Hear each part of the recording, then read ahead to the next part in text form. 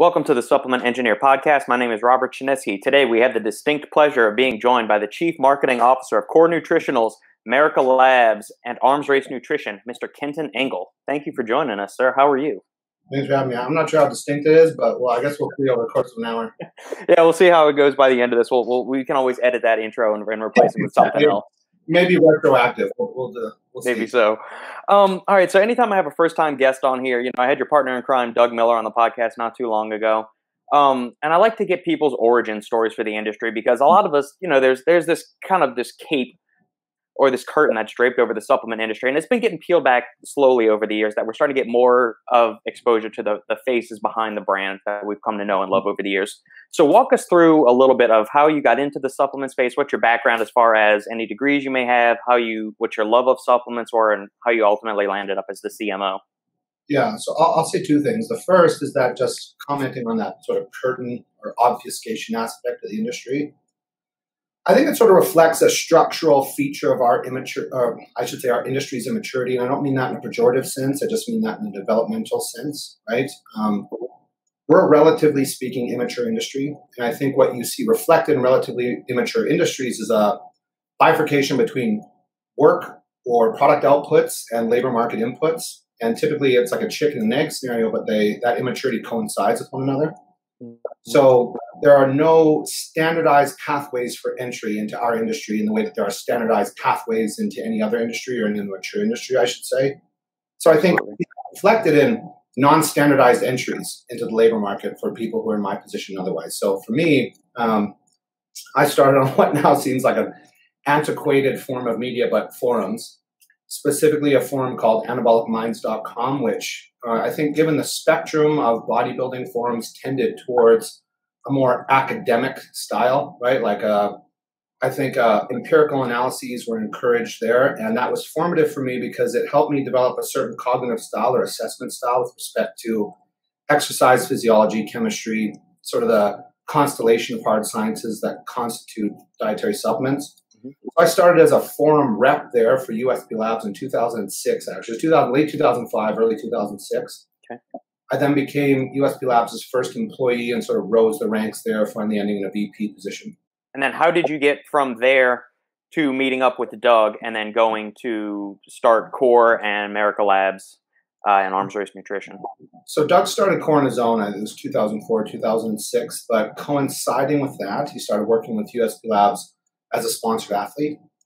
So he and I became friends because his wife, Stephanie Miller, was attempting to explain, I think, the mechanism of action behind a product called anabolic pump, which was one of the industry's first serious glucose utilization agents or nutrient partitioners.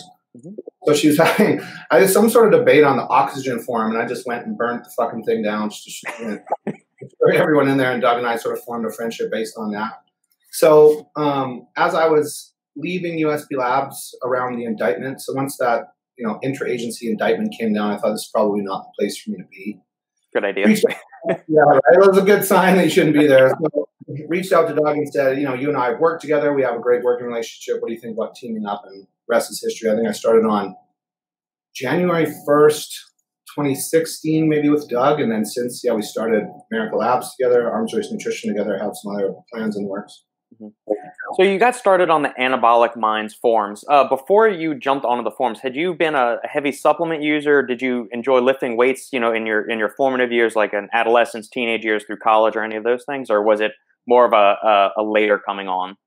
Yeah, so I had a bit of an interesting adolescence. I experienced a significant amount of substance abuse from the ages of about 12 to maybe I was 18. So during that period, I dropped out. I should say dropped out. I was expelled from every high school in my city, sort of had to pursue alternative schooling online, dropped out of that. Experienced a couple of arrests that put me in, fairly close proximity to jail.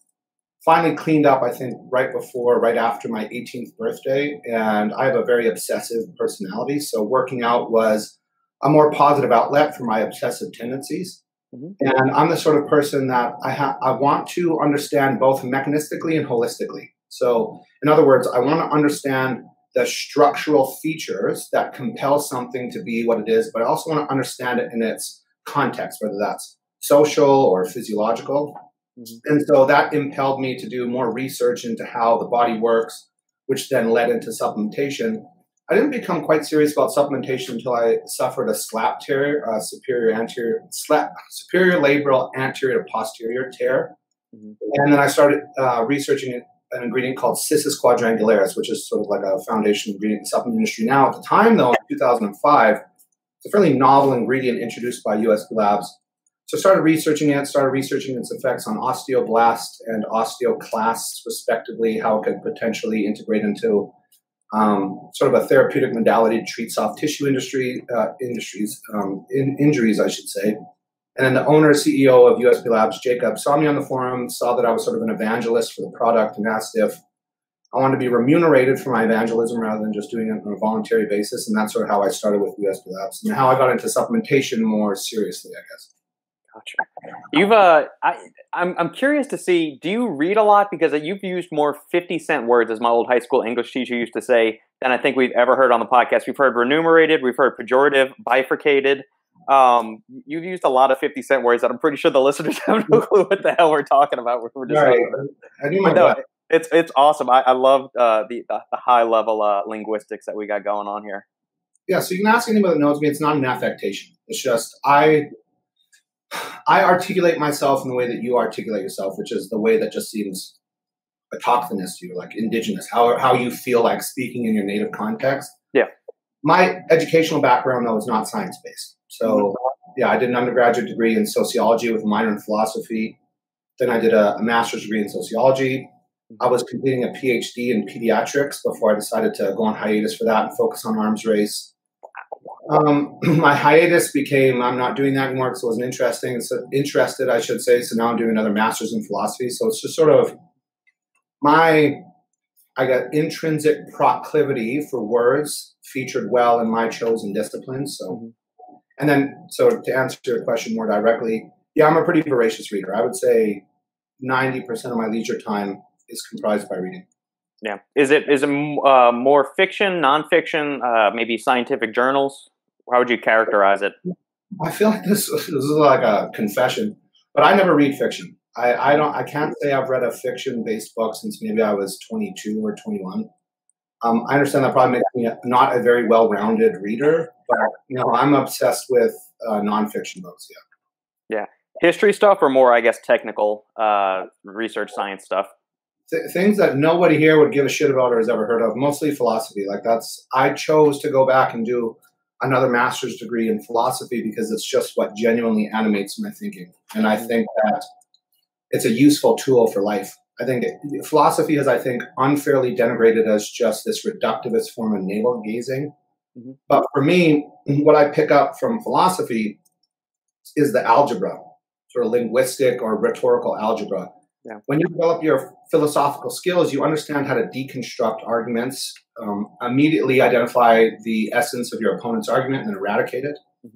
But it's not just adversarial, it's also for your own edification purposes. When you become sort of a droid at philosophical skills, becoming edified after reading a piece of material is much easier because philosophy is like a linguistic lubricant. It allows you to parse through the meanings of words. So I look at it like reading philosophy as just flexing a muscle, just constant practice. I do enjoy reading like technical papers on science, but I look at that as more of like my job. So it's not as enjoyable. I enjoy the consequent knowledge. I don't enjoy the process, whereas reading philosophy or history or political science is another pet hobby of mine, economics. I enjoy both the end product and the process. And I think for me, it gives me a competitive advantage in sort of any occupational, vocational context in which I'm in. Most people are not voracious readers. And the more you can demonstrate that you're well-rounded intellectually, the more attractive you become to potential employers or just your partners or whoever. I would agree with that wholeheartedly. That was something my parents instilled in us from an early age, was to be a voracious reader. Just anything and everything I could get my hands on. It's paid so many dividends into my adult life where, kind of like you mentioned, you went back to school purely because of passion and you wanting to pursue something. And that's kind of made me, question maybe the current educational model where we do grammar school, high school, and then we send we get sent off to college, or we choose to go off to college just because that's the way it's done and that's the way it was done for decades. And very often, people either waste their first year of school, they end up changing majors. I don't want to say waste because that you're still figuring yourself out as a person at 17, 18, 19 years of age. And me, for myself, I started as a computer engineer my first year at LSU, and then I moved to mechanical engineering. That's what I ultimately graduated as. And look, 8 years after graduating, I jumped into the supplement industry as a research writer and all of that stuff. I almost wonder, and I've gone back and taken several classes now because I thought about doing maybe something in like biochemistry or neuroscience, is getting a separate degree or a master's in that. Just because those are areas of passions of mine, something to this day that I just, I let it consume me. I love to dive into the literature around it and the science behind it. I almost wonder, and I want to get your thoughts on this, should we maybe revamp the educational model? Are we currently in the midst of it getting overhauled? We'll do the K through 12 schooling like usual, but after that, should kids go and just work for a few years until they find out what they're passionate about, like intern and, for 6 or 12 months at all these different jobs to get a real, good idea of what there is going on there before deciding, hey, this is what I'm going to invest $50,000 of tuition in towards getting certified or degreed in? Yeah, so I think you need to delineate between the ideal and what has a real possibility of being instantiated from a political perspective. Mm-hmm. Because I think that our current educational structure has embedded within it a number of perverse incentives that incentivize political actors like Congress people, in your guys' case, members of parliament, in my case, non-governmental organizations, charities, and so forth, to perpetuate the current model. I think from a historical perspective, the modern educational model is a vestige of a harvest system. Part of the reason why we go back to school in the fall is that that's when harvest ended. So child labor was no longer needed. Part of the reason why we start school at 9 a.m. and finish at 3 p.m. is it corresponds to sort of the diurnal cycle of the sun, right? When school started in any sort of organized way, electricity wasn't necessarily preponderant in rural areas, right? So you couldn't have schools extend past a certain period or start before a certain period. So when you look at research studies in education, you find that probably the largest impediment, and I think we're starting to break away from this now, is a universalized model, which is to say that there's one learning style and every student is the same, and then you filter each person regardless of their idiosyncrasies into that standardized model. And the problem, I think, and I have personal experience with this, is that it leaves aside potentially talented children at the margins. Mm-hmm. And so one of the ways in which I think you buttress against that universalization tendency is by making classwork specific to learning styles. Now, in Canada, at least, they've started to move more towards this model. Mm-hmm. Once you get past, the K-12 period, I think that there's zero probability of changing the current educational models, because large-scale universities, like, the top 3 universities in the United States and potentially the world, Harvard, Yale, and Princeton, have endowments that are the size of massive corporations, right? They could be listed on the S&P 500 if they wanted. Billions and billions of dollars. Right. So there's absolutely no incentive to change that. And then, so this, I guess, is a more controversial point, but that structure expresses for the preferences of our current meritocracy. Mm-hmm. And the problem with this obsessive preoccupation with ostensibly meritocratic institutions like education is that I think it obfuscates the ways in which embedded socio-historical biases are expressed within those meritocratic structures. So there's been a couple excellent, so you asked me about my book reading tendencies. So there was an excellent book, I think, called Twilight of the Elite by Chris Hayes. There was another one called Tailspin by a dude named Stephen Brill, who founded the magazine American Lawyer. And in both of those, they challenge the dispositional neutrality of meritocracy. So especially in the United States, where the sort of Lockean rugged individualism is the predominant motif, mm-hmm. and that gets expressed through a politics, I would say, specifically of personal responsibility, that if something is wrong in your life, it's strictly and exclusively reduced to your personal choices in life and never abstractly to consider the socio-historical context.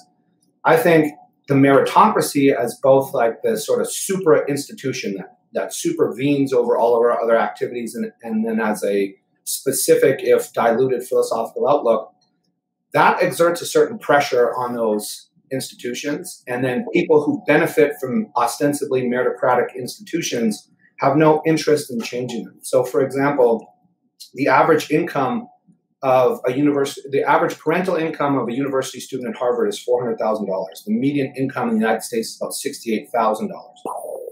Right. So you have about a 5-fold difference between the median household income at Harvard, and this is true for Princeton, Yale, some of the other Ivy League schools like Brown, Stanford, USC, sort of thing. So you have a 5-fold difference between the average income, parental income of students at state universities and elite institutions like Harvard. Mm-hmm. Now, are we actually going to suggest that there's just an innate genetic difference between parents whose children are rich and, children whose parents are rich and children whose parents are poor? No, I think that's a ridiculous argument. I don't think you can make a genomic case for that, typically because intelligence, like a lot of traits that we humans care to measure, follows a fairly normal distribution, right? Mm-hmm. I think the more plausible explanation is that there are specific socioeconomic factors at work. So Chris Hayes, in that book that I mentioned, does an excellent job of demonstrating this within the microcosm of Hunter College. Hunter College is a preparatory institution. It was the first preparatory institution in New York that took students from all 5 boroughs. And the only qualifying factor was a test. It was an aptitude test administered. I want to say it was in the, don't quote me. I can't remember if it's in the 6th grade or when they're 6. But it's a standardized, just an aptitude test. And so on a surface level, that seems like the perfect representative of meritocracy as a philosophy, right? You pass the aptitude test, you get into this excellent school. Right. Here's the problem, right? That maybe works for the first generation. So the first permutation of a meritocratic system, it tends to be perfectly meritocratic. Mm-hmm. But then those children later become parents, and they understand the parent socioeconomic benefits of going to that school. Mm-hmm. So when they have children, what do you think they do? They spend a significant amount of their disposable income that lower income parents do not have, devoted to preparing their children for Hunter College aptitude test. Mm-hmm. Then you get the second permutation of a meritocracy that has inbuilt within it a socioeconomic disadvantage. So then you get to the third generation, and then a cottage industry arises based on that socioeconomic disadvantage, where enterprising individuals like Kaplan, I'm sure you've heard of Kaplan preparatory tests, right? Yep. They have a specific preparatory test for Hunter College applicants, knowing that the parents can pay exorbitant prices. So now this preparatory test is like $3,000. So then the very next permutation has an even more inbuilt socioeconomic disadvantage. And when you look at the demographics of Hunter College, you see that in its first permutation, it was a fairly accurate representation of the 5 boroughs in terms of their demographic makeup. So X percentage, quote unquote, whites, X percentage, quote unquote, blacks. In the past number of decades, it's actually tilted overwhelmingly towards Asians and whites, right? Yeah. So African-American and Latino children in those schools are are criminally underrepresented, because you get this, as I said, this meritocratic superstructure sort of supervening on what would otherwise be purely meritocratic aptitude tests. Mm-hmm. That superstructure exists for all post-secondary education. And there is absolutely no incentive whatsoever to change them. So I think it's highly unlikely that you'd ever see any sort of structural change in the post-secondary education in the U.S. at least. Yeah. That was a meandering answer. I hope that that was awesome. I mean, that's one of the wildest tangents we've ever taken on the podcast. But I mean, it's so engaging. I wish I had my wife here next to me too, because she's a high school math teacher and she's gone back to get her PhD in math. And I just to get her, because she taught in the public school system for almost a decade in Louisiana, and Louisiana, as you may or may not know, has one of the worst public education systems. And so now we're in Texas, which has one of the great public education system, but she's in a model of education that's called classical Christian. So it's rooted in the classical education model that the Greeks did. But there's also a Christian spin on it as well. And she loves it there, and she's designing a math curriculum now, and hopefully willing to dispense it across the country and market it as like the official ACC math curriculum for that. So I would love to get her input on how the educational hierarchy and all the things we just discussed. That would have been awesome. I know we should be talking about supplements, but one interesting feature is that another thing that sort of perpetuates a concretized meritocracy, or sort of like a facially meritocratic caste system, is that, and this is one of the things that people hate discussing, Social networks arise from shared environments, right? So when you go to an Ivy League school, you almost exclusively associate with other people who went to Ivy League schools. You go to work at jobs, unlike in the supplement industry with a standardized pathway to labor input, right? You go to Harvard, Yale, or Princeton, you go work at Goldman Sachs, Lehman Brothers, something like that, other investment banks, and then you exclusively hang out with people from those backgrounds. There is 100% a genetic component to intelligence, right? 80% of G, which is a general intelligence quotient, is explicable in a heritable context, about 50% by inherited genes and another 30% of what genomics researchers call missing heritability, which is they can't reduce it down to either shared environment over here, like delineated, or genes over here, but they know that it's inheritable, or heritable, I should say. It's a heritable characteristic passed down from mother and father to children. So examining that social milieu, what's the natural consequence? Is that people with high IQs are going to mate with other people who are high IQs and have children with high IQs. Correct. But that also feeds into the system. Like there's a genomics researcher, I can't remember what institution he teaches at. His name's Robert Plunkin. But he actually examined how meritocratic systems work in the UK's educational system. So the UK has exclusively, I shouldn't say exclusively, predominantly a public school system, just like we have in Canada. But there are certain public schools with higher standards to entry. And so he was examining whether or not those public schools express for these inbuilt socioeconomic disadvantages. And he expresses a point that I think slightly disagrees with mine. I would just contextualize it further, though, that once you control for socioeconomic status or strata, the factor or the cofactor that explains entrance into those schools at like a 0.7 variance. So it explains about 70% of the variance between individuals is inherited IQ. Like I said, I think he's only looking at it from a snapshot, though, whereas I'm always interested in the historical trajectory from point A to point B. Right. So that's kind of what I was saying when I was discussing the permutations and how like the permutations changed. He's looking at the finalized permutation of a meritocratic system that's been in play for 50 years. I'm always looking at sort of the socio-historical trajectory. Yeah, the evolution of it and how we got to that point of where he's taking a snapshot of, not just what currently reviewing. Yeah, nothing to do with supplements, but I could segue into supplements. I think that's also how I examine the supplement industry, I guess. Fascinating. So yeah, let's get back to we'll go to some more, I guess, lighthearted stuff.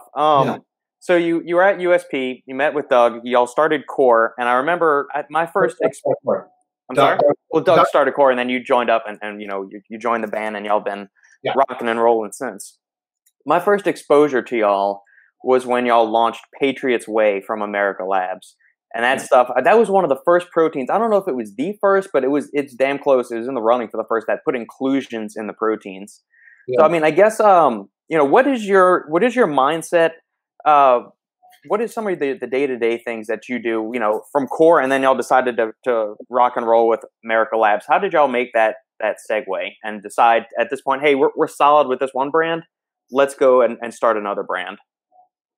So we were just talking about this in reference to another project on which we're working, but I don't think people make rational economic decisions. Like this sort of neoliberal model of Homo economicus, I think is spurious at best. I don't think people rationally assess the features and benefits of a product and then weigh the pros and cons of purchasing it against their other budgetary constraints.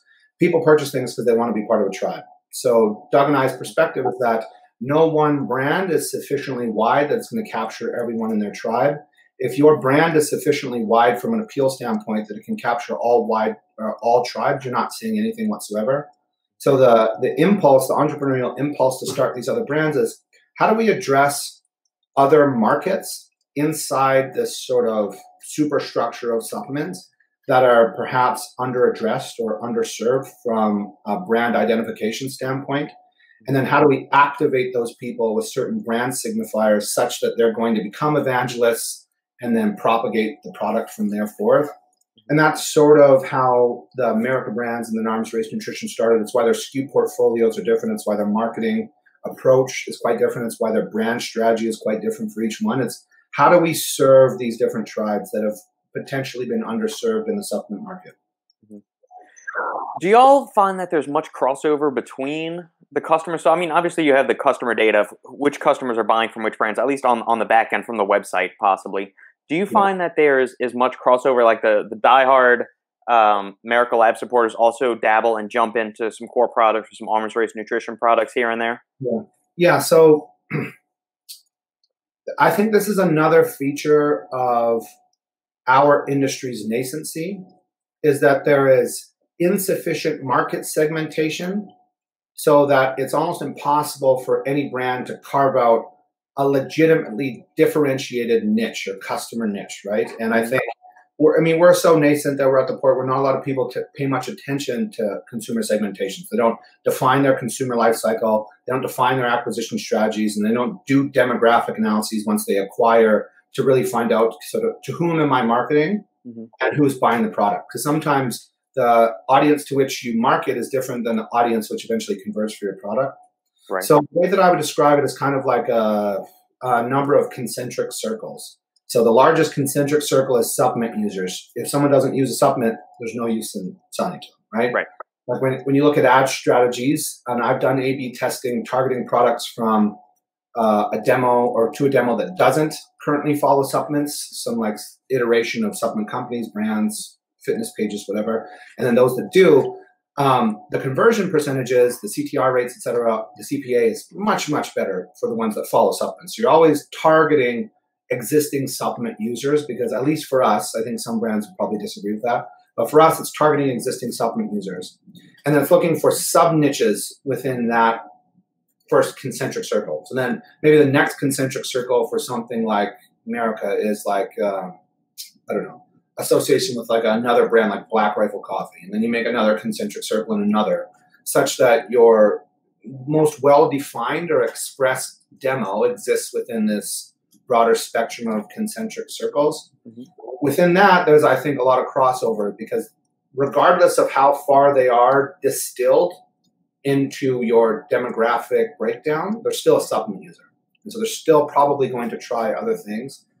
For Core and the Merica brands, I think it's somewhat unique because there's just widespread recognition that they're made by the same people. And so there's perhaps fewer barriers to entry crossing over from one brand to the other, because a lot of the grunt work in terms of having someone trust your brand has already been being performed from a central location. I would say that there's the least amount of crossover between ARN and the other brands, right? Because ARN is an influencer-driven brand, and it's capturing that influencer-specific niche, and in that case, probably drawing some people who don't usually take supplements. But if you're starting a brand that's not influencer-driven, and that influencer doesn't have a very specific demographic, I would think that most supplement company executives would recognize that there's a large degree of crossover. You just mentioned that there's fair transparency between the brands, meaning that, you know, Core is affiliated with Merica, is affiliated with Arms Race Nutrition, and vice versa. Quite often in the industry, or at least from what I've seen, that, you know, some brands will have like their main brand, and then they'll have kind of like the darker, hardcore, extreme brand that they don't want it to be synonymous or affiliated with that. It's almost like it's like the bastard redheaded stepchild that's in the corner over there that we don't pay attention to them whatsoever. Do you think it's and obviously y'all run it a certain way. Do you find that method is more successful and it leads to greater customer acquisition, or would it be a little bit more beneficial to kind of have like the under the cover, you know, shadier, harder core extreme company over there? Yeah, so I'm a very data-driven individual. I don't think I have enough of a data set to answer that question, because I've only done it the one way. Yeah. So this answer is going to be speculative. I think it depends on the brand strategy for each brand. So, for example, for an influencer-driven brand, it makes more sense for the influencer to drive the brand awareness campaigns, right? And then hopefully, if you're intelligent, you are splitting off from brand awareness campaigns to conversion campaigns, right? Right. For brands that aren't influencer-driven, they're brand-driven, I don't think that it's going to make a material impact whether or not people identify the brand as being part of a larger conglomerate, being part of a larger family of brands, or whether or not it's its own entity. My guess is there's probably no material difference. I think ultimately what makes or is the most determinant factor for success is whether or not you have first identified a subsegment of the population to which you can market, and then two, whether or not your marketing activities are sufficiently activating those people. Yeah. I play brands like people play politics. Identify, demo, micro-target, activate. Right. And so obviously y'all have done the due diligence and the homework and identified the specific subset of customers that y'all want to go after with each brand. What do you think is, and just, I guess, put on your pontificating hat and say, what do you think is holding back some of these other brands from doing that? Why are they just kind of taking the shotgun approach and trying to blast everybody and target as many people as they can? Is it a lack of education, a lack of understanding, laziness, just that maybe they just don't know that they should be doing that? What are your thoughts? So I think perhaps one of the factors is an unsophisticated marketing strategy. At least from when I reflect on the volume of my experiences inside this industry, and this isn't a disparaging comment, it's not normative, it's purely descriptive. I have not encountered too many people who have sophisticated outlooks on branding and marketing strategies. And I mean that both in a strategic context, so overarching, what are our values, what are our goals, how do we instantiate those goals, and on a broad basis in terms of the sort of pillars of branding, messaging, positioning, et cetera, how do we effectuate our aims? And then on a tactical basis, what are the specific mechanisms and levers that we're going to pull to also effectuate those aims? And ultimately, how are those tactics, how do they recur back, or are they recursive back to the strategy? I'm not sure that I can confidently say that too many people I've spoken to in the industry, and by the way, this is also not, I'm not trying to blow smoke on my own ass. I think I do a terrible job at it often as well. I think it's a structural feature of our industry precisely for the factors that I spoke about earlier, that there's no standardized input into the industry. So we're sort of just a group of misfits, and consequent from that, or consonant with that, I should say, is that I do not think the branding and marketing strategies, save for a few notable examples, in our industry are as sophisticated as they are in others. And just like I don't think the segmentation in our industry and SKU differentiation in our industry and standardized labor inputs for our industry are as mature as they are in others. And that's a reflection of the fact that the industry itself, it's a reflection of two factors, I think. The first is that we exist in this, I'll steal your word, bastardized socioeconomic niche, right? We're constantly toiling in the penumbra of pharmaceuticals, and this sort of confers to the industry as a whole this lesser than or inferiority complex. Yeah. People who are interested in the things that we are interested in aren't going to choose an industry that they feel is inferior. They're going to go to pharmaceuticals, or they're going to become PhD researchers. Right. And I think concomitant to that, because we exist within a larger consumer packaged goods universe, there are more lucrative career paths than becoming a brand manager, for example, or a social media manager inside a supplement company. So those two factors, I think, exert this downward pressure on the sophistication of our branding and marketing strategies. So if I was purely speculating, I would say it's just that. It's just insufficiently sophisticated strategy. Gotcha. Do you think it would require getting more educated individuals and trying to, I guess, formalize a path to entry and path for success and progression in the industry? Is that a way to bring, I guess, legitimacy and better quality to the industry? I think it could.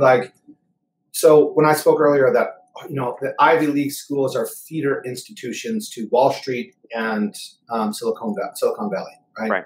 They primarily function in that way. And then in addition to producing the sort of elite class of professionals, engineers, physicians, lawyers, et cetera, you can't get a degree in supplement science. You can get a degree in organic chemistry, right? You can get a degree in biology. You can get a degree in exercise physiology. You can get a degree in kinesiology. You cannot obtain a degree in supplement science. And so what that produces is a hodgepodge industry. I love sports. My favorite sports is mixed martial arts. Mm-hmm. When you look at the evolution of mixed martial arts, you have this first iteration that is specialists exclusively utilizing the tools of their combat or sort of like martial discipline, right, pitting themselves against one another to see who's the best. In MMA 2.0, you have a certain amount of cross-training where people still come from a certain specialization, but they're now beginning to train with other people of other specializations. In MMA 3.0, you have kids training something called mixed martial arts. If we had something called supplement science and you make that up on whatever disciplinary basis you can, I think it probably does increase the level at which this industry is operating. I don't think that takes care of the marketing sophistication problem. I think there is strictly a function of success. Also, again, because there's no proprietary technologies in this industry, almost at all, save for like a couple trademarked ingredients that are easy to copy with their generics, unfortunately, and much to the consternation of companies like Compound Solutions. And then as a consequence of that, it's undercapitalized. So it is incredibly difficult to go to a financial institution and tell them, hey, I want to start a brand and has no proprietary technologies whatsoever. I have no real idea of what my marketing plan is going to be. And there's a significant amount of labor churn within the industry. It's just not attractive. And so because talent follows capitalization on a fairly strict and regimented one-to-one linear basis, if your industry as a whole is undercapitalized, it's going to be difficult for you to attract talented individuals who otherwise would have pursued careers in more, in their eyes, legitimate, in my eyes, simply more mature, further along their maturity trajectory than ours. So that I think having a supplement degree probably raises the quality of products generally. I don't think it takes care of the marketing and branding side. Okay, well put. You mentioned you like mixed martial arts. Do you have a background? Did you study any type of martial arts? So I studied Taekwondo growing up as a kid. Did you have any formal training in that, or are you just a fan of the sport? I'm just a fan. I got in a lot of like street fights. I was a drug addict, so that sort of comes with the territory. And I have a very disputatious personality, I think, intrinsically. So that tended to land me in a number of fist fights. But yeah, I studied a little bit of boxing. But no, I think I'm just a fan because it's, for me at least, for again someone who's obsessed with philosophy, I think it's the purest instantiation of sport. There's very little margin for error. You're self-reliant, or the athletes are self-reliant when they're in the cage. Yep. And I think there's less room for sort of rule-based fuckery or like fudging the rules on the margins of them without obviously breaking them. And for that reason, I think it's maybe one of the purest forms of competition. So I'm assuming you watched the most recent UFC 2 weekends ago. Yeah. That was it was awesome. Yeah. Let's fast forward now to, let's get an inside look into your day-to-day happenings as the CMO. What do you do? Obviously you're trying to get the brand's message out there, attract new consumers, maybe pitch some new ad campaigns, but on a day-to-day basis, let's see what do you do now, and I guess how has it changed from when you first came on board with Core? I think it's changed because as I've grown, I've had to, how should I say this? Drop my vestigial tail of being a technician. So I'm happiest, or in my happy place, when I'm working on a technical problem, whether that's a technical problem in a philosophy paper, like whether I have a problem in moral philosophy that I'm attempting to formulate, whether I'm attempting to defend the company's products against a single comment on like a forum or an Instagram page, and it presents me with a technical problem that I need to work through my arguments and corral the evidence and then present that in a sort of coherent package. When you're at a C-level or an executive, you have much less time for being a technician. And the more that you function in the technician's role, the less you're functioning in an executive role. And I think the largest sort of your time resources and attention resources as an executive are allocated towards delegating and sort of a 30,000-foot, so I call it an executive summary, right? Or an executive look. Right. You're attempting to guide the brands such that they perform in accordance with the goals that you set. I still end up wasting a significant amount of time being a technician and involving myself in, like, for Core, for example, we have these write-ups that are traditionally like, 3,000 to 4,000 words with like 150 references. And I write fantastic. They're fantastic. And they take me like a couple days, and because I'm obsessing over the data. If I was simply transcribing what's in my memory, it would take me like an hour.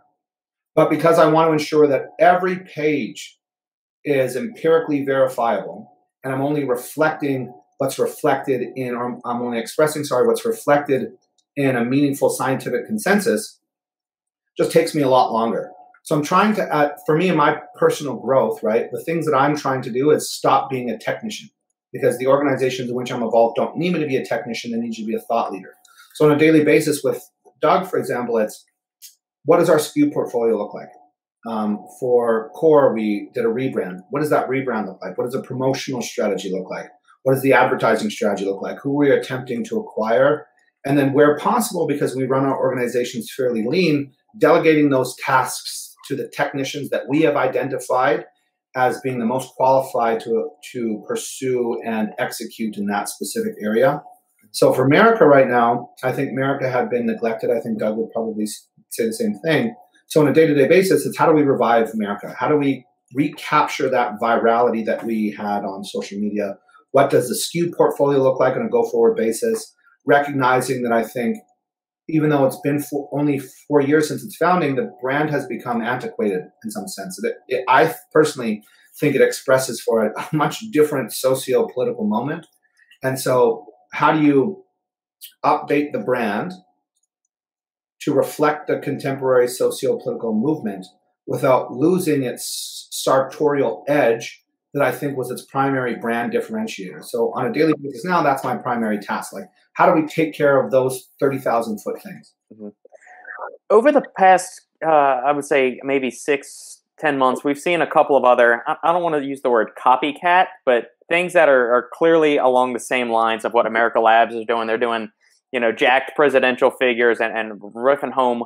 As the guys that kind of brought that to the forefront of the industry, what goes on in your head when you see those kind of things? Is it flattering? Is it, just grabbing a low-hanging fruit? Or, what do you think? So I'm torn between two diametrically opposed tendencies here. Sort of my mother, who is a very, very charitable, judicious speaker, is on one ear saying, just note that it's flattery. But then my internal voice is saying it's fucking infuriating. And that's really the voice that I'll go with. It is infuriating. Like, I know that I should be more gracious and say that somebody copying your brand is a reflection of that idea's legitimacy. It's been legitimated in the market. There's been shown to be a corresponding demand. Mm-hmm. And then now more established players are mimicking that specific brand identification strategy in order to increase their revenue. Mm-hmm. I should look at that as flattery. What I look at it is, dude, are you fucking serious? Get your own idea. Like, that's more the way that I look at it. Like, out of the functionally infinite amount of ideas that you could instantiate, you choose the one that's just, to me at least, maybe other people disagree, is just so clearly associated with this one brand and has been for 4 years. So yeah, with these other brands that are using the exact same illustration style, looks like they just stole our illustrator. I grilled them. I'm like, are you doing work for these other companies? Right? Like that identical, same sort of naming strategy, aping the iconography, the color palette, aping the same sort of positioning, same sort of messaging. And I've had some conversations with some of these people where they claim that they independently came to this conclusion. I'm like, okay, man, I totally believe you that it's completely independently you arrived at the same conclusion. But yeah, I would say that it's infuriating. That's not a charitable, judicious, or political answer, but I'm not very charitable, judicious, or political. That's what we like. We like raw, uncut, and real on the podcast. So I appreciate you for not giving me the politically correct answer. It's just, I find it duplicitous when people answer that way because, again, in the volume of my experience, they don't speak that way in private. So right. Most professionals, right, they adopt this dispassionate veneer that they're strictly analytical. They're looking at every situation in that analytical context. And then you speak with them in person. It's like, no, you don't. You are a human, which means you are fragile and petty and stupid and ignorant, just like I am, just like you are, just like all humans are. We are fundamentally flawed and embarrassing creatures. So I tend to just be honest about the fact that I'm flawed. And one of my flaws is my temper and maybe a sort of like emotional fragility, and that I don't like people copying my original ideas. I also think it reflects for the fact that I'm passionate. When I create something, I have a deep attachment to that creation because there's nothing from a CPG standpoint that's more pure than an idea, right? Because ideas are autogenous. They're self-generating in the mind. And so when you put down an idea in a company, it is a one-to-one expression of your mental representative states that you came up with this thing and you put it to the paper. And so when someone copies it, it's not just that they may make money off my idea. I could care less. It's that you short-circuited what I take to be a pure process. I take the branding process very seriously. And so I just think it's dishonorable. It's not that they're making revenue on my idea. If they're making revenue on an idea that I could not, or making more revenue, that means in some area they were more skilled than I am. Whether or not that's the skill being manifested in a specific brand or idea that they're aping, or whether or not it's accumulated skill that they have, skill that they've accumulated into a market advantage and they're pressing that market advantage.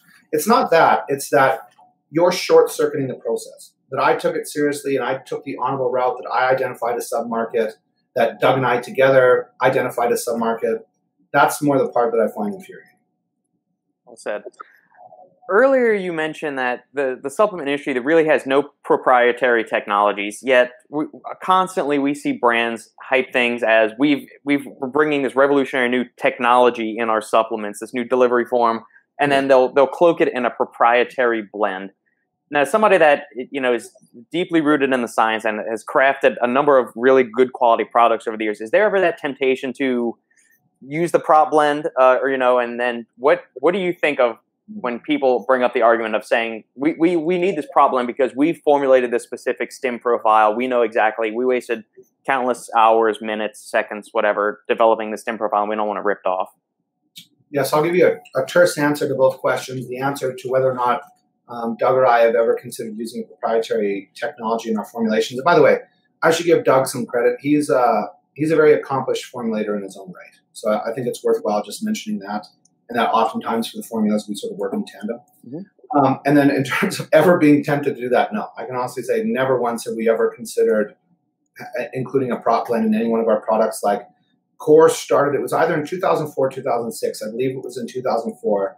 With non-proprietary blends. Other than NutriBio, I think they were one of the first companies in our specific sports nutrition niche or sports performance niche of the broader dietary supplements industry to formulate with non-proprietary blends. So it's just embedded in the DNA of our brands that we start together that we're never going to use proprietary blends. And then for your other point about like whether it's like the countless man hours, that's not true. They didn't spend that much time doing it.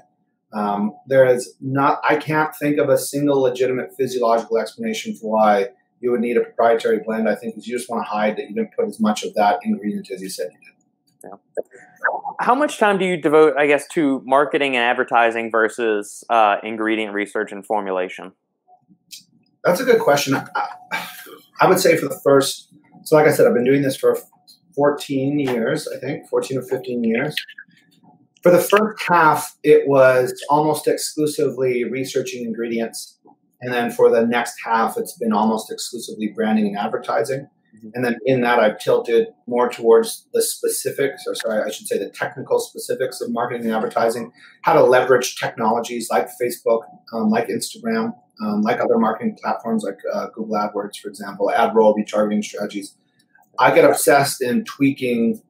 Like I said, I'm both a mechanistic and a holistic thinker. So holistically, I'm looking at what's good for the brand. And then mechanistically, I'm looking at how do I execute that brand strategy in an advertising, a promotional strategy by pulling levers and seeing what works in terms of like A/B testing, different acquisition strategies, different levels of demographic specificity, different conversion strategies, So one conversion strategy is you first you first tilt Facebook's advertising goal to add to cart. Then you write down the 30 whatever iterations that you're doing between 30 headlines, 30 subheadlines, 30 pieces of copy, 30 pieces of visual collateral. Yeah. And then you specify add to cart as the goal because there's less competition in that lane than there is the conversion goal.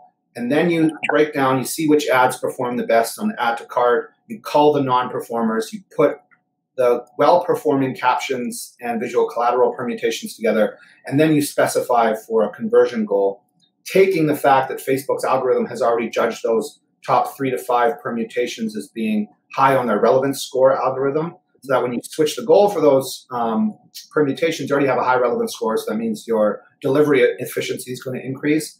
I love spending 6 hours obsessing over that. It's just not a very good use of my time, I guess, being at like a CMO position. And then for the ingredients, I don't do as much ingredient research as I wish I did anymore. Usually it's when someone says something obnoxious and I want to prove them wrong, then I'll go obsess for an hour or two and research. And then when I do, I'll read one paper, and then this whole neglected section of my brain sort of comes back into view. Are there any ingredients over the past year or two that have come out that may have gotten some traction that you kind of looked at and said, this really isn't worth my time, we're not going to use this? I don't want to mention any. I don't want to do that.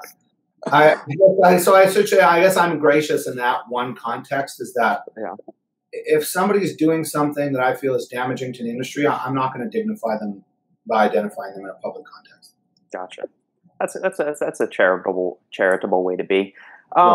Let's flip it on its head and go the other way now. What ingredients did you maybe think at one time didn't have much utility, but over the course of your career, you've kind of come around and realized, I do see this having some utility or a realistic application here? You stopped me. I honestly can't identify an ingredient that has changed my mind that much, to be honest. Like when I look at, I honestly can't. I can't identify one. I think for the most part, if an ingredient comes out, I'm assessing the research as soon as I can. Mm-hmm. So if it's a branded ingredient, typically they have pilot studies, and so I'm assessing the pilot studies for their methodological solvency. Do they have a control group? Were the groups randomized? Were they placebo controlled? Were they healthy volunteers? What's the age demographic? How did they measure the KPIs, right? All of those things contribute to a research study's methodological solvency, and then I'll make a determination based on that methodological solvency as to whether or not this ingredient addresses the physiological imperative claimed by the ingredient manufacturer.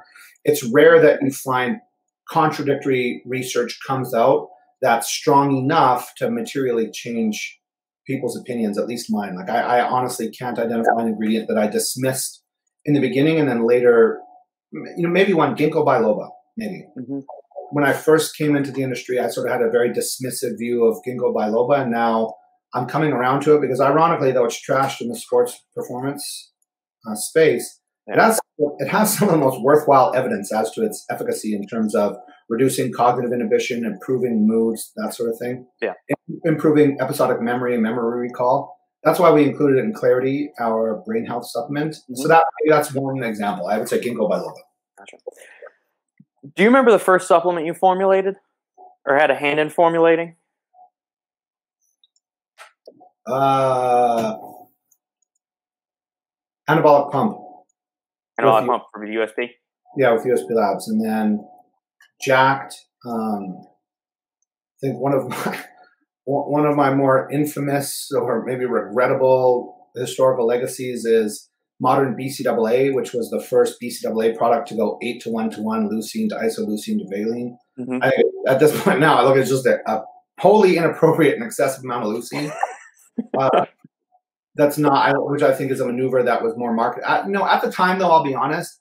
At the time, based on the state of leucine research, specifically leucine's ability to catalyze both mTOR and non-mTOR mediated pathways of skeletal muscle synthesis. Mm-hmm. At the time, I was convinced that more leucine was better. I think, but again, that was 15 years ago. So the state of the research has significantly changed in 15 years. But yeah, I would say anabolic pump, and the next one was modern BCAA. Had some hand in formulating most of USP Labs' products, whether like directly or indirectly. Jacob, the former CEO, and I had that sort of relationship where we trade research papers and in sort of the public spaces or public forums at USP Labs. I'd advocate for the exclusion or inclusion of certain ingredients or modifying the dosages, that sort of thing. Mm-hmm. Do you miss the days of the forums? Because that's where I guess I got my start too. I just started, participating in like the supplement giveaways that brands would do at the time as somebody that was looking to get in there. And so I'd get a free product and I would run it and do a review on it. And eventually I became a forum rep for a couple of different brands. And then eventually, that led me to me jumping into the industry full force. And that was really before Instagram and Facebook and all of those things were super active. And now I would say forums are, they've been on steady decline for a while. Like I'll still post on Anabolic Minds every once in a blue moon, but it's not with any degree of the regularity that it was, 5 or 10 years ago. Yeah, I do. I miss them a lot, actually. Like to give viewers some context, when I started at USP Labs, Facebook was still for college students only. You had to sign up with a .edu, or in my case, a .brocu.ca or @brocu.ca or an @edu email address. So it's that long ago. I think they were good for developing things which our industry now lacks. It's a Greek word, an organon. And an organon, it has sort of two forms. The first form is an Aristotelian form, which is a more limited form. It's just a specific set of logic. The wider form is just a system of epistemic principles by which a community can adjudicate the truth value of statements or value propositions. Mm-hmm. And because I think correlated with the immaturity of our industry is that we have immature epistemic mechanisms by which we determine what constitutes quality. And then that factors into the relative lack of segmentation, and it factors into the relative lack of sophistication when it comes to consumer tolerances and expectations. So we have no standardized mechanism by which we as an industry collectively negotiate what constitutes a good pre-workout. If you ask 10 people, you'll get 10 different answers. Right. There are people like you, and Ryan at Fitness Informant, and Shane at Stacked, and the Price Plow guys, who are attempting, they wouldn't call it this, but they are attempting to develop those organons, those epistemic mechanisms by which we decide what constitutes equality or lack thereof. Ironically, further back in the historical trajectory of industry, we had developed organons because, as I said, the discourse level on those forums was substantially higher than it is on social media. Absolutely.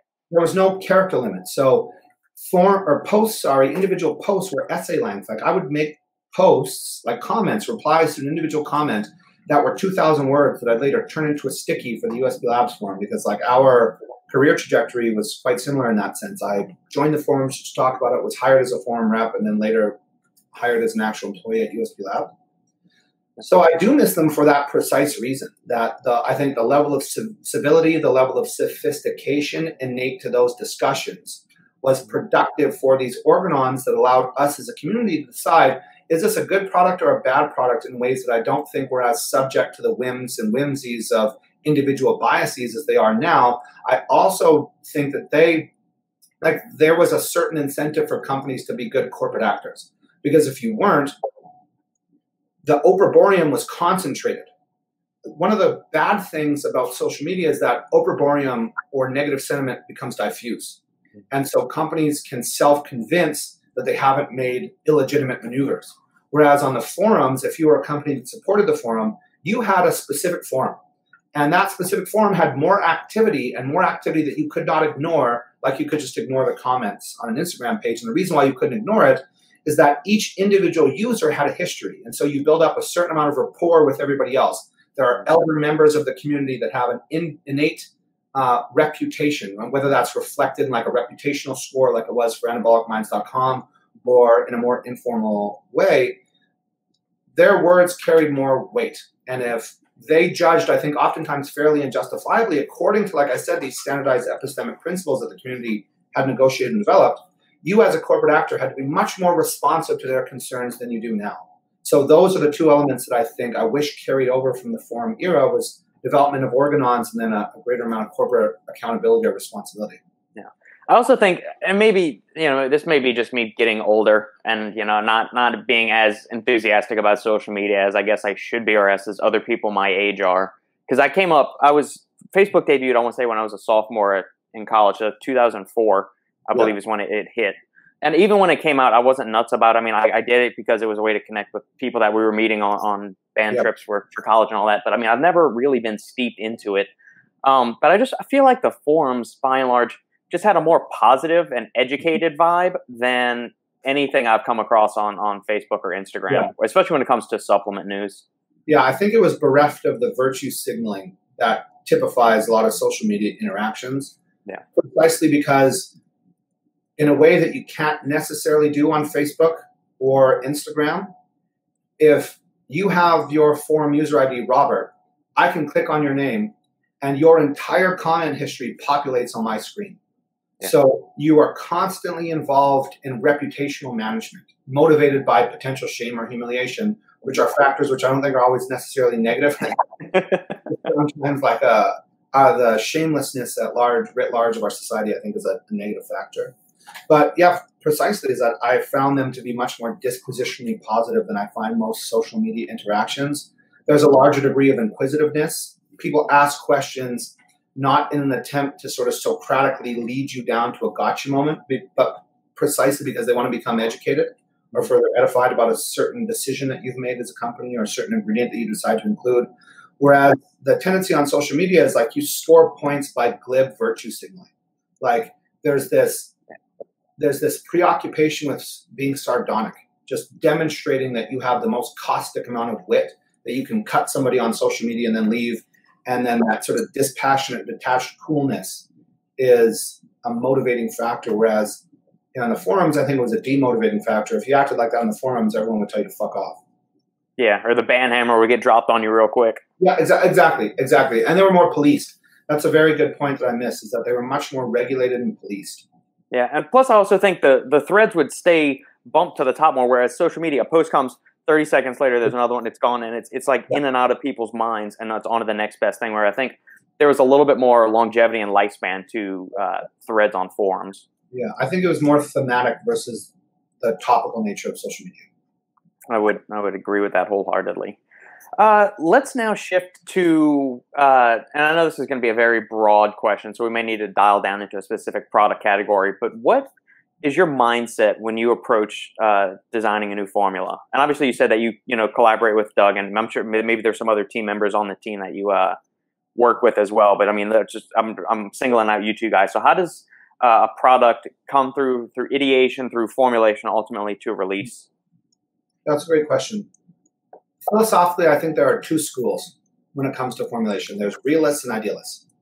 And to me, I think idealists want the dietary supplement industry to function identically to or close to identically to the pharmaceutical industry as we can. So idealists will formulate products exclusively on the basis of their gold standard or gold evidentiary standard evidence, so placebo-controlled, randomized, and double-blind trials. Mm-hmm.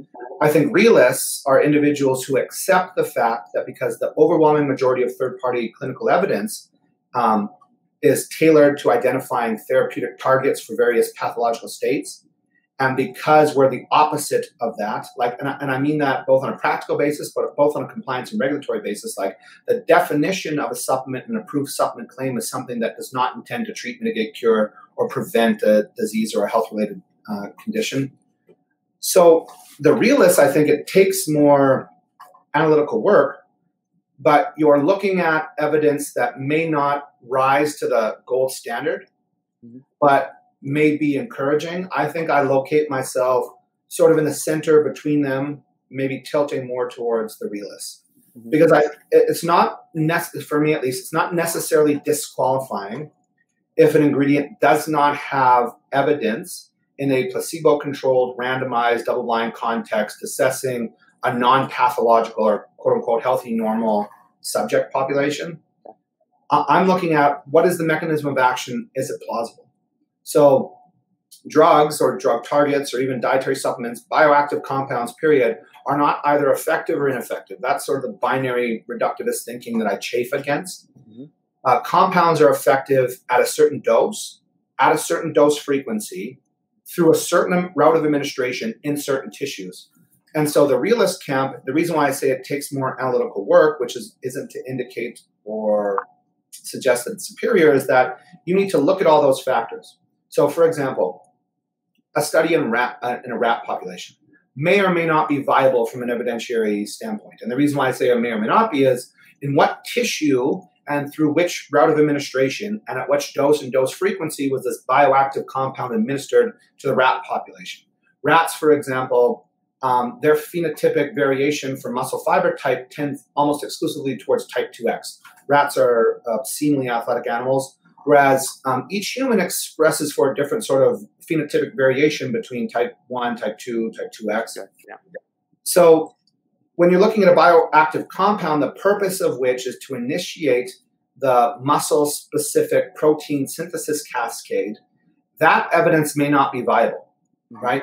Because purely as a function of their phenotypic fiber type expression or phenotype expression, a rat, a compound that is geared towards initiating that cascade, is going to be more effective in rats than it is in humans. And then you also have to take into consideration the bioequivalency dose between rats and humans in that specific study. And then you have to take into account the route of administration. Was it administered intramuscularly? Was it administered intravenously? If it was, is it bypassing first pass liver metabolism? Is it interacting with a different cytochrome enzyme than it would be in humans? So you have to take all of that into consideration. And there are times when I'll see a potentially exciting or promising ingredient that fails that methodological solvency test, and so I won't consider it. Yeah. So then overall, once you get past that first threshold of is this a viable ingredient or not, you are mediating between three factors: cost, market perception, and efficacy. And cost is it's a rate limiting threshold rather than a first pass determination. And what I mean by that is you formulate first with market perception and efficacy in mind, hopefully with an emphasis on efficacy. Right. You put together your formula and then you look at what the COG is. If the cost of goods is too high, then cost becomes the rate limiting factor. Then you have to make that determination on an ad hoc basis. Anyone who says they formulate differently is probably lying, because whenever I receive criticism about a formula of mine or that I partook in, I always think, if it was up to me, it would be much better than this, but you whine about it and you won't fucking buy it. So look, if I had my choice, all of our pre-workouts would be $100 fucking dollars and nobody would buy it. Not a single person would buy them, right? So that market perception and consumer price tolerance factors in. Will people tolerate this price? And then the cost of goods itself on a variable margin basis comes into consideration, because as an officer of an organization, you have a fiduciary concern or fiduciary obligation, I should say, first and foremost for the stakeholders. Is this going to make enough money to justify its perpetuation? So it's those three factors: market perception in the more limited context of price tolerance, efficacy, and then cost. Gotcha. Yeah, I understand that struggle, because I was just consulting with a brand on a joint formula, and the initial cost of goods after the stuff I laid out, it came out at $25 cost of goods. Now for the consumer, I mean, you're going to end up paying upwards of like $60 to $100 a tub. And how many people are going to be willing to spend that much for a joint supplement that is only 30 servings? Zero. That's exactly it. That's where the art of science comes in. And for me, the art of science is fluid and dynamic decision-making on how to reparameterize. When you start off formulating a product, you have certain parameters. So you've parameterized the product. You've said, here is how I want the product to perform. And then you run into price constraints in your COG.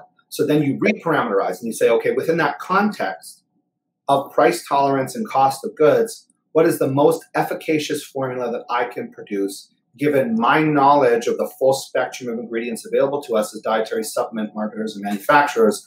And then that is the formulation that you choose. And some companies simply do a better job of that than others. Agreed. Is there one niche of the dietary supplement line that you enjoy formulating the most, or I guess diving into the research literature, the ingredient literature more than others?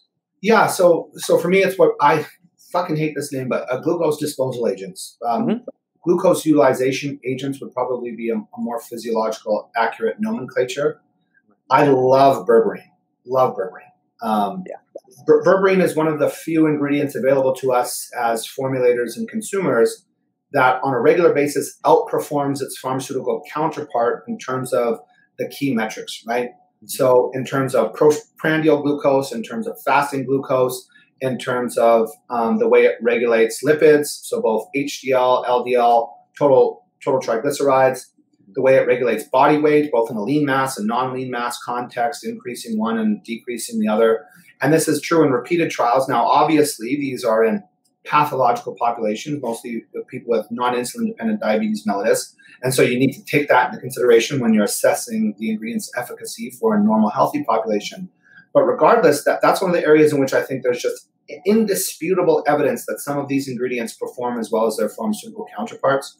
So when I'm doing a write-up, for example, for Core Load, that's Core's glucose utilization agent, it's like 7,000 words because the research is so fascinating. Like berberine in particular, because of its AMPK-mediated mechanisms of action, has this vast and complex machinery attendant to it.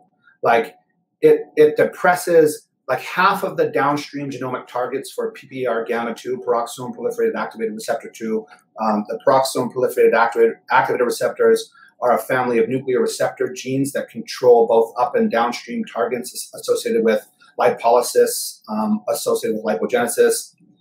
So when you look at how berberine affects just that one mechanism, the PPAR gamma 2 mechanism, regardless of all the other mechanisms that it controls, it's fascinating. And I love diving into that research. That's probably the skew category that's closest to my heart.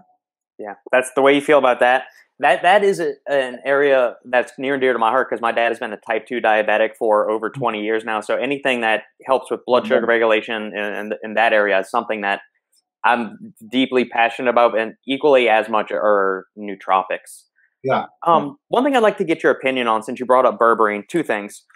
Do you think it's unwise to use a glucose disposal agent, specifically anything containing berberine, in the immediate post-workout or immediate pre-workout period, since it stimulates AMK and that will suppress mTOR?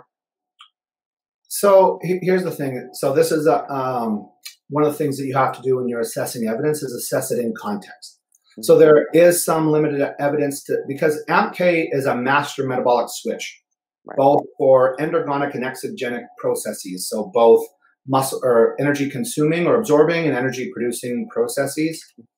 You have to look at the context. So the muscle specific adaptations to exercise are more potent activators of both mTOR and non-mTOR mediated pathways of skeletal muscle protein synthesis than berberine is a depressor of mTOR specifically. So I find it highly unlikely that in a post-workout context, those muscle-specific adaptations are going to be overcome by 500 milligrams of berberine. Specifically because there are other adaptations to exercise that berberine is going to facilitate, like, for example, glycogenesis. Now, in different contexts, it's also going to stimulate glycogenolysis, but in this context, it will, and this has been shown in fasted athletes who are healthy, normal subjects, to increase post-workout rates of glycogenesis, or the formation of glycogen. Glycogen in itself is muscle sparing or protein sparing. There's pretty significant evidence to show that in a number of hypercaloric trials. So no, that doesn't concern me at all. It was one of the first things that came up in 2006 was that there was a trial in, I want to say, L6 myotubes showing that in an in vitro context, administration of berberine caused a reduction in mTOR DNA expression. So it was affecting the expression of the gene that encodes for mTOR. Mm-hmm. Yeah, the muscle-specific adaptations to exercise I think are going to powerfully counteract that. I've never looked at that as a meaningful concern. Gotcha. And then also, have you checked out any of the information related to dihydroberberine versus regular berberine? Because that's getting some buzz now saying it's more effective, where it's not really more effective than berberine. It's as effective. It's just you can use a smaller dose of it.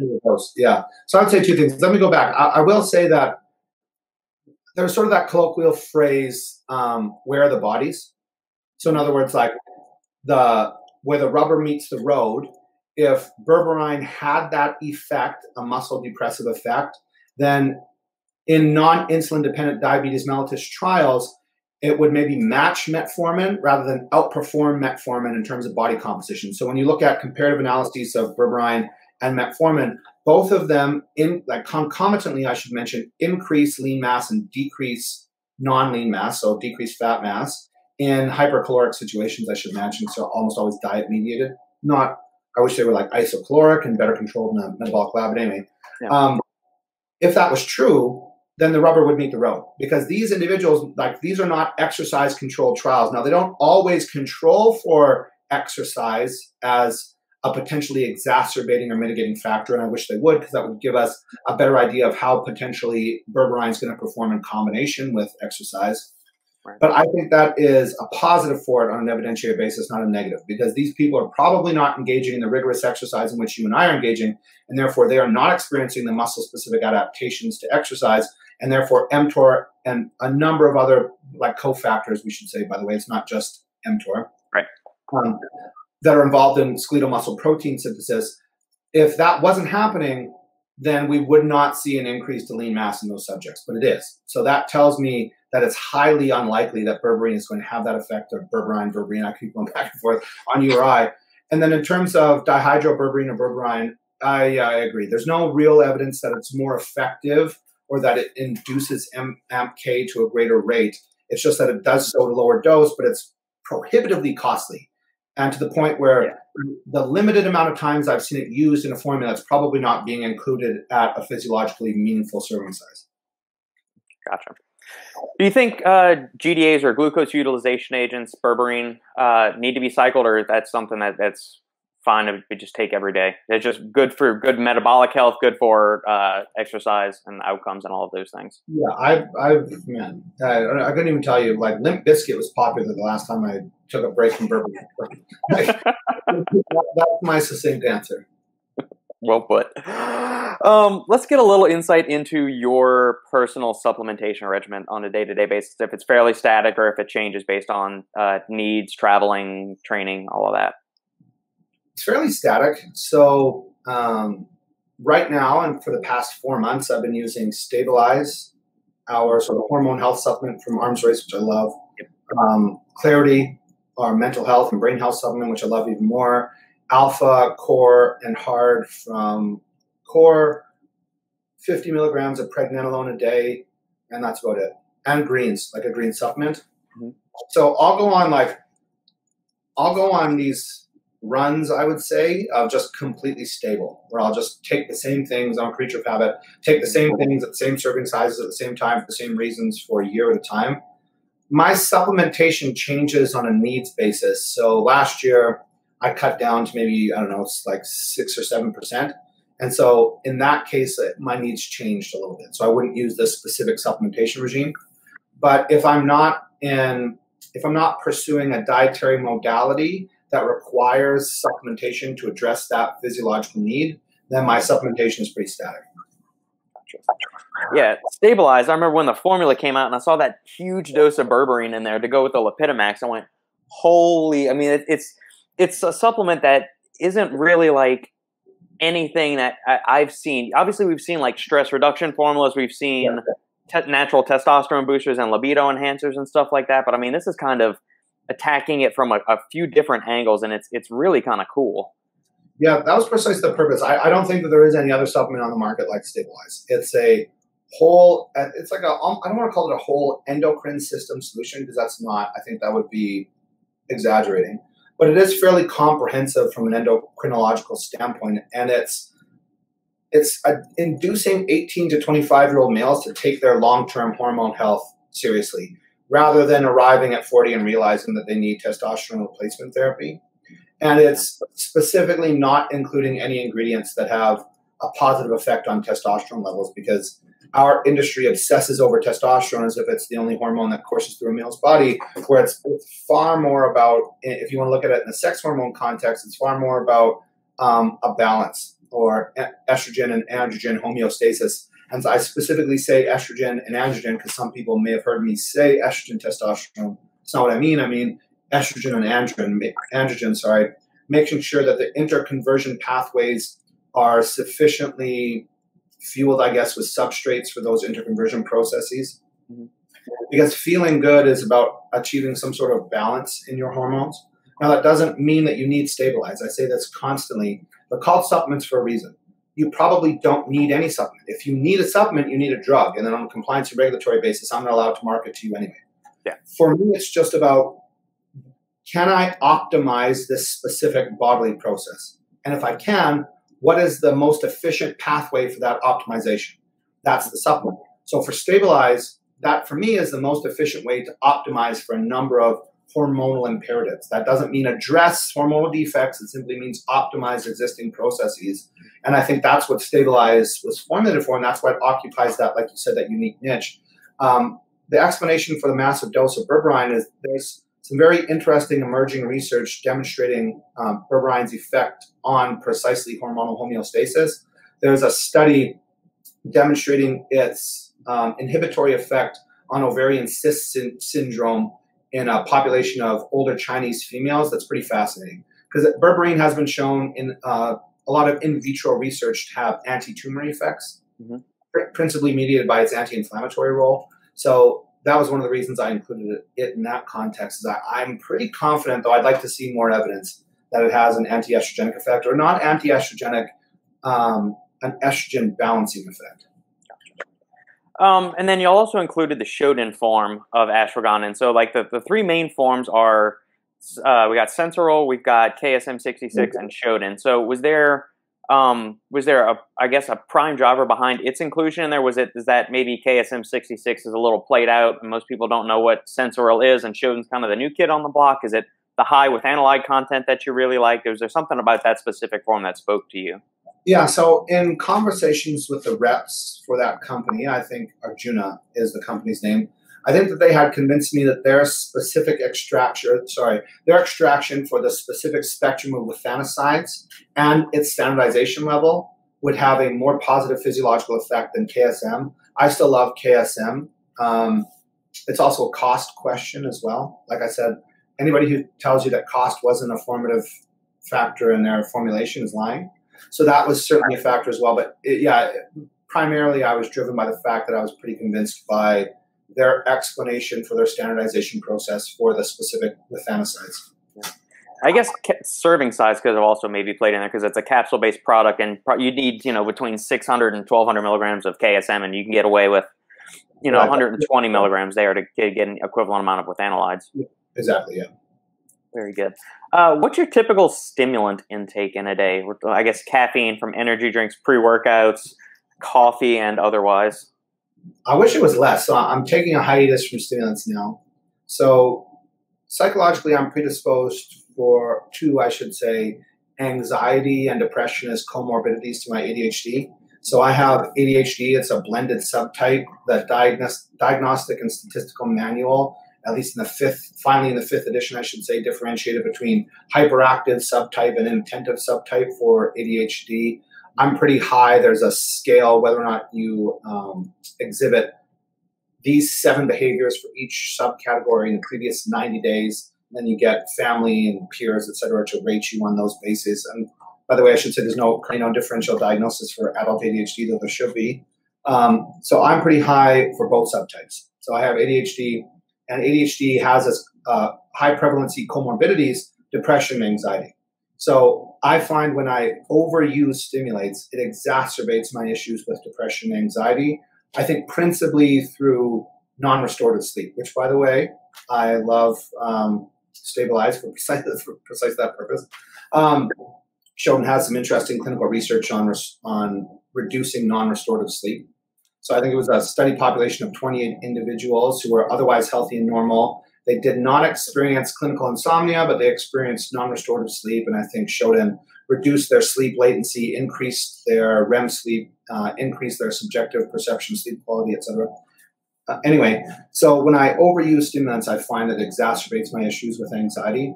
When I'm not on a stimulant hiatus, I'll consume maybe 2 Merica Energies a day, which is about 360 milligrams of caffeine anhydrous, a little bit of choline bitartrate in there. Or alternatively 2.5 scoops of harness or something like that. I experience almost no side effects associated with stimulant overuse, so I don't get jittery, I don't get shaky, I don't experience low blood sugar levels, I just don't sleep. So I could drink probably 6 Merica Energies a day without, in an acute sense, experiencing any deleterious impact on my health. It's just a chronic reduction in my restorative sleep amount. And then, like I said, the concomitant exacerbation of my depression and anxiety. Sure.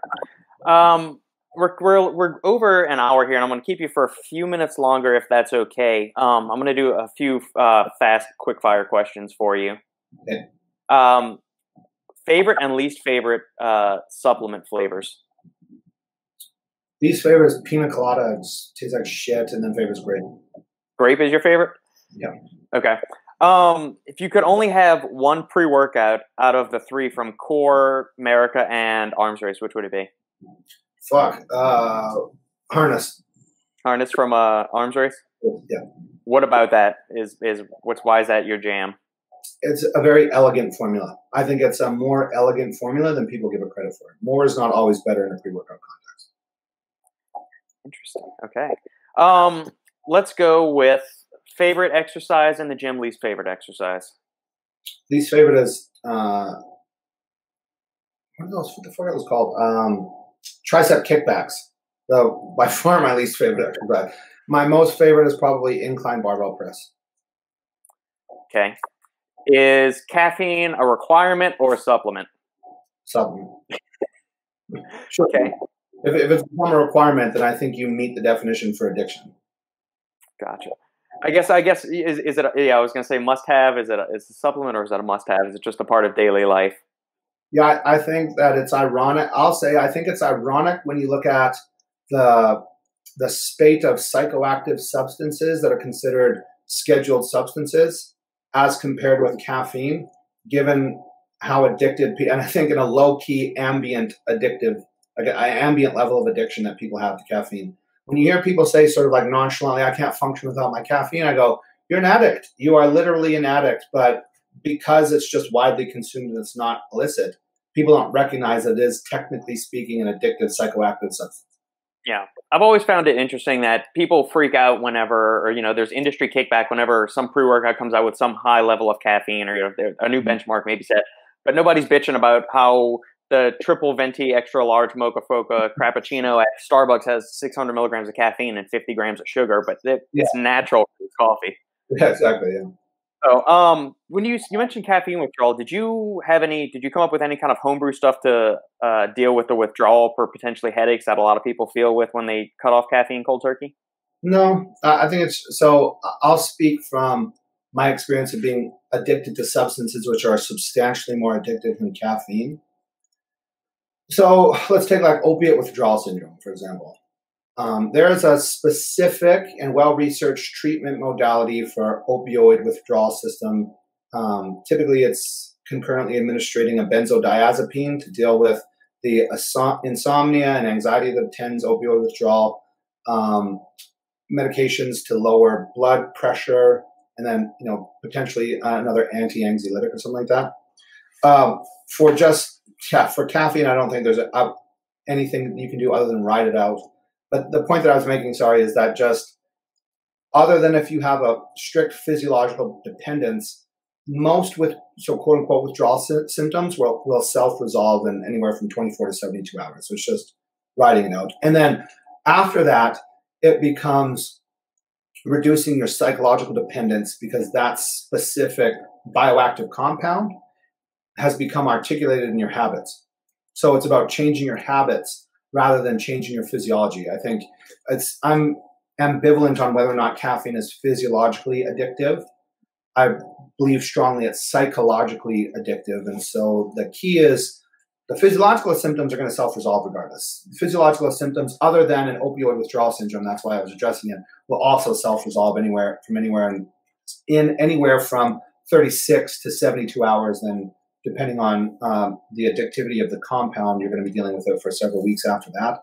But that's just psychological dependence. So the key is, have you set up your day in such a fashion that you're not psychologically dependent on anything exogenous to your body? Gotcha. Merica Labz, Patriots Way or Core Way? Oh, man.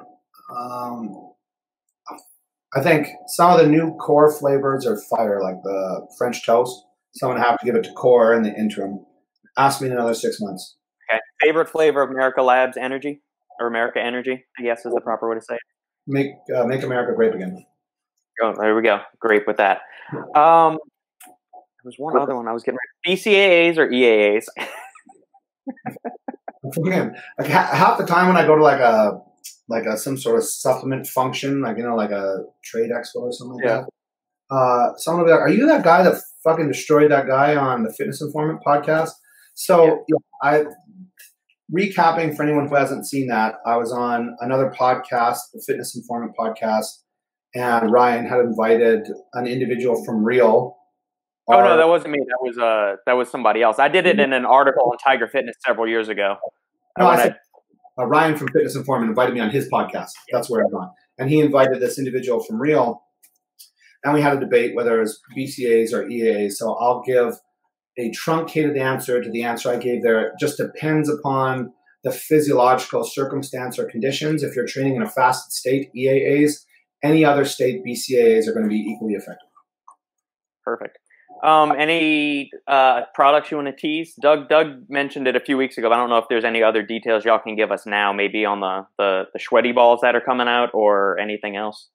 Doug knows he's the fucking worst when it comes to this stuff. He drives me absolutely crazy because I'll have like this very well-researched programmatic launch strategy, and then Doug will just like throw the label up on his stories, like slapdash, no discussion about it. I'm like, God damn it, man.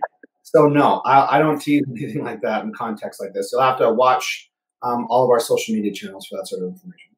Perfect. Awesome, Kenton. This was a true pleasure, man. It's been something that's in the makes for a while. I'm glad we finally got to do it. Right now, you can shamelessly plug anything and everything you want to about any of the 3 brands. I'm good. They can see it on our social media channels. I'm not much of a, I don't know, I'm not a huckster. I'll let the products speak for themselves. Fair enough, man. Well, thank you again for your time today. This was thoroughly enjoyable, and have a great rest of the week. Feeling was mutual. Thanks for having me, Robert.